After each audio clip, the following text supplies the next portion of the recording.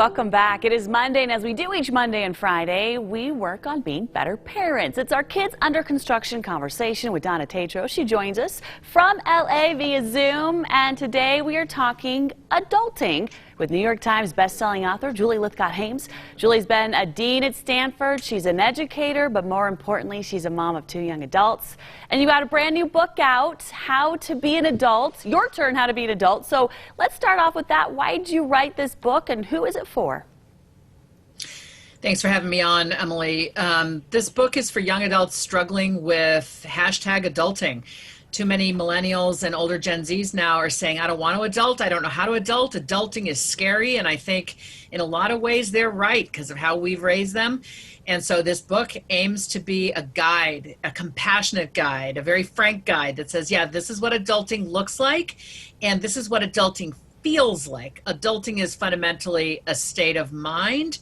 And so with this book, I'm trying to help young folks develop the confidence to get out there and live the lives they dream of living.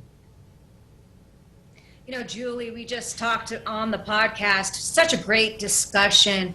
And this book really is a gift to young adults. I want to know, why do we as parents, as people in our kids' lives and our young adults' lives, really need to see our kids, our young adults?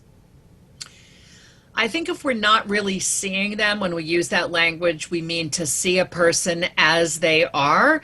If we're not really seeing them, we're seeing some idealized version of them we have held perhaps in our minds and our hearts since we found out they were joining our families. So to really see a person is to know what they want and what they're good at and what they fear and what they dream of, and to take an interest in helping that person emerge into that more mature, more capable self that they have in mind for themselves. I love that. Now, how do we help our kids emerge into adults who actually trust themselves? And I'm anxious for your answer because I think I need to learn a little bit of this myself as well. Well, let me spin it this way, Emily. If we don't trust ourselves, there's a reason for that. We've been given the message that we're not capable, we're not good enough, we're not correct, we're not enough. And so the antidote to that inside all of our homes is to bolster our kids with this tremendous sense of unconditional love. You are not loved because you just got an A on your test. You're loved because you're my child. I'm interested in you. I'm curious about what matters to you. I care about your becoming who you want to be, kid, instead of, I need for you to get these grades. I need for you to get into that school. I need you to be on this team.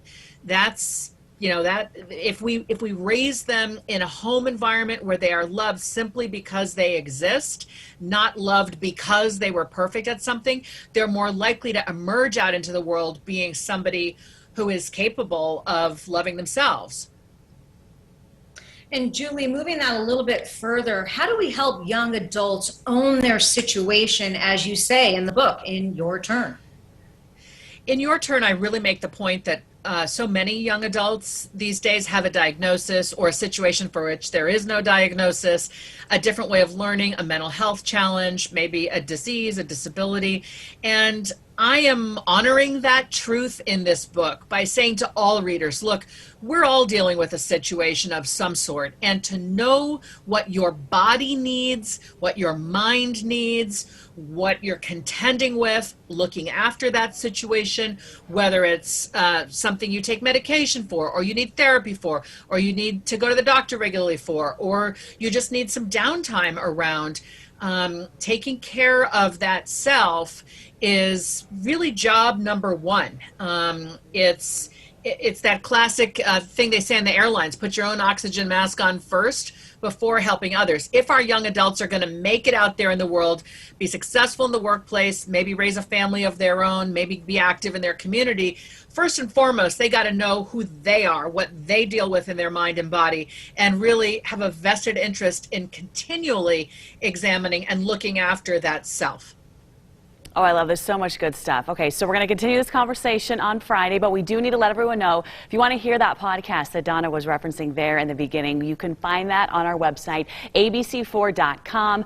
All of Donna's Kids Under Construction podcasts are waiting for you right there with her, not only what she's talking about, but so many amazing guests that she's been sharing with us along the way as well. So Donna, we say thank you to you as always. Julie, thank you so much for joining us. You can get more information on the book, of course, online at abc4.com, and we'll continue this conversation on Friday. Thanks so much. Thanks.